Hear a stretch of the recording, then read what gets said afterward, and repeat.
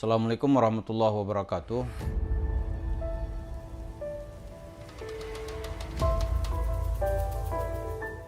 Para pemirsa, hampir dapat kita simpulkan ceramah-ceramah Yusuf Mansur atau ajakan-ajakan yang ditawarkan Yusuf Mansur itu secara umum membawa masyarakat Islam ini dari yang jelas dan berada di Shiratal Mustaqim, dia bawa ke garis abu-abu. Jadi kalau saya bilang hitam, ya orang terlalu keras dan banyak marah gitu. Jadi orang-orang yang ingin berubah itu keadaan bukan bertambah baik, makin sengsara gitu. Dia orang yang tujuannya mula-mula bersedekah, ingin dapat lebih banyak, itu bukan rezekinya bertambah gitu. Malah dia jadi miskin dan sengsara. Itu kesimpulan kita yang pertama. Di Yusuf Mansur membawa masyarakat Islam ini atau jemaahnya ini dari jalan Shiratal Mustaqim kepada Tariqud Dalal. Dari garis lurus yang jelas menjadi abu-abu. Karena bagi Yusuf Mansur, menarik ke dunia abu-abu ini adalah kesempatan untuk mendapatkan keuntungan duniawi. Dalam tanda kutip adalah cara yang paling tepat untuk menariknya ke garis yang salah. Dari sana nanti Yusuf Mansur mendapatkan uang. Kalau begitu, yang pantas kita salahkan ada step-step manusianya.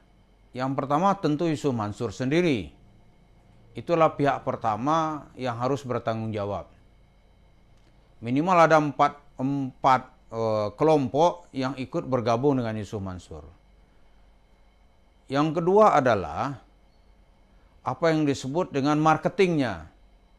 Karena dia tidak mungkin menjangkau tempat-tempat jauh itu kecuali ada marketing yang telah dia tunjuk.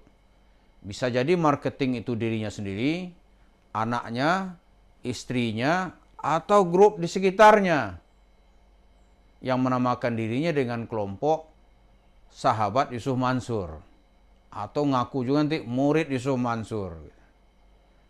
Karena orang-orang ini nanti kebahagiaan dari uang sedekah, kebahagiaan nanti dari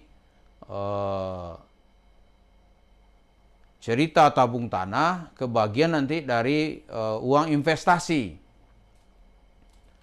Yang ketiga, itu bisa dimintai pertanggungjawabannya itu adalah pengurus masjid yang mengundang. Atau panitia hari besar Islam, atau apapun namanya. Itu adalah kelompok abu-abu yang cara berpikirnya sama dengan Yusuf Mansur.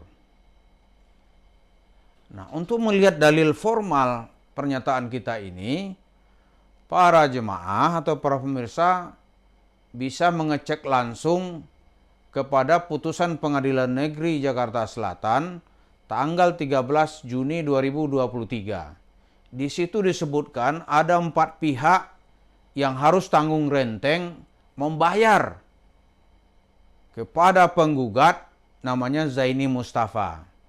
Yang pertama ya dalam cerita itu ya ada namanya Yusuf Mansur. Yang kedua ada nama perusahaan, karena dia kan perlu cover ini.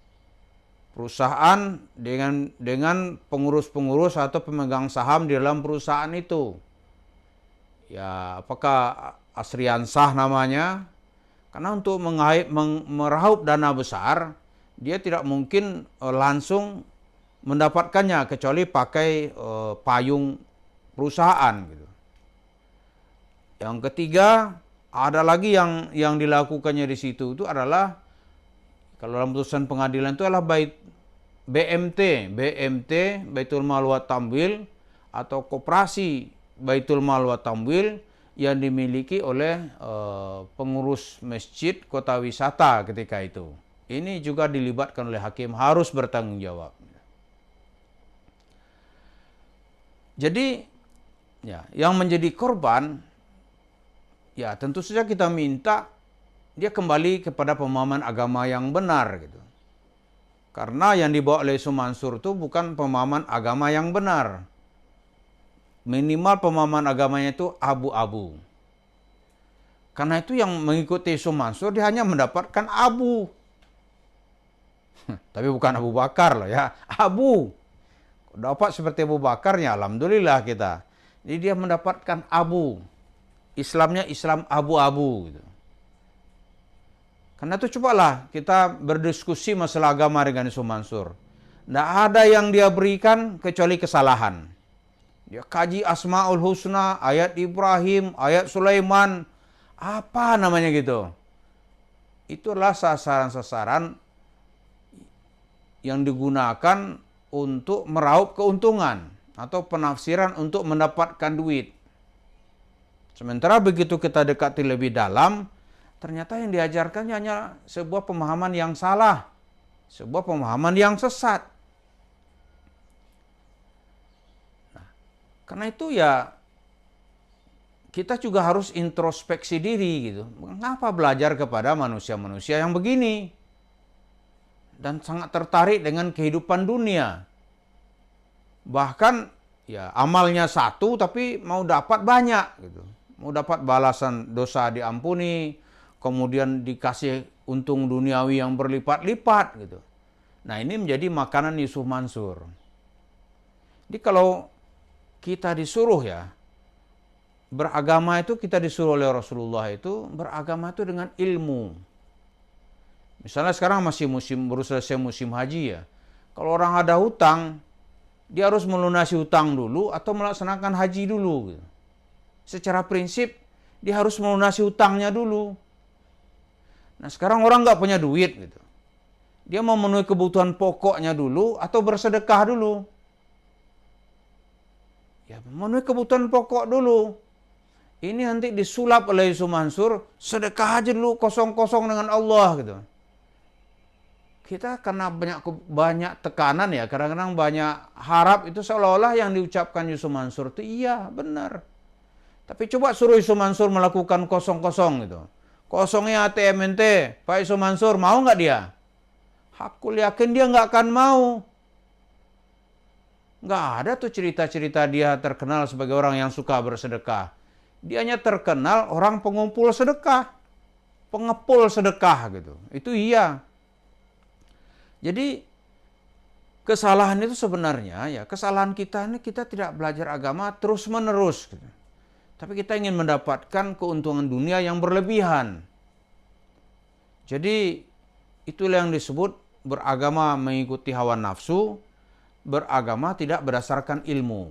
Nah, ini datanglah setan-setan ini nih. Di antara bentuk setannya itu ya seperti yang diceritakan oleh Yusuf Mansur itu. Dan kita terpengaruh oleh cerita-cerita yang berbau setan. Yang menyelewengkan kita dari Shiratal Mustaqim. Jadi kesimpulan kita, marilah kita belajar ilmu agama itu yang sesuai dengan ulama-ulama yang kita kenal hidupnya itu sunnah. Gitu. Kalau begini-begini ya kita akan hancur terus-menerus. Orang sakit datang ke Yusuf Mansur. Bukannya dibawa ke dokter. Dimintain sedekah. Diperas habis-habisan. Ini nanti bisa konfirmasi kepada Kiai Atian Alidai di Bandung. Yang sekarang banyak menangani kasus-kasus Az-Zaitun. Itu ada satu orang anak dan bapaknya terlambat tahu gitu. Akhirnya anaknya meninggal. Karena begitu sakit, dia datang ke Yusuf Mansur bukan diobati. Kurang sedekah ente katanya. Tambah sedekahnya. Sampai dia berutang-utang. Dan akhir anaknya meninggal. Ini nggak terungkap banyak. Tapi kalau Yusuf Mansur ini bisa nolak, ya kita siap mengungkapkan fakta-faktanya gitu. Inilah yang terjadi. Jadi belajar agama kepada Yusuf Mansur ini tidak ada yang didapatkan kecuali dalal. Kesalahan dan kesesatan. Coba aja tanya dia soal-soal hukum agama. Ya. Jawabannya ngaur-ngauran itu. Pasti jawabannya ngaur-ngauran. Nah, jadi dengan demikian kita melihat Yusuf Mansur ini membawa Islam itu ke arah abu-abu. Dari di dunia yang terang benderang, dari Islam yang terang benderang, ditutupi sama dia dengan duit sehingga wajah Islam itu berwajah abu-abu. Mudah-mudahan kita semua ini bisa membersihkan diri kita dan tidak terus-terusan berada dalam keyakinan agama abu-abu yang dibawa oleh Yusuf Mansur. Terima kasih. Assalamualaikum warahmatullahi wabarakatuh.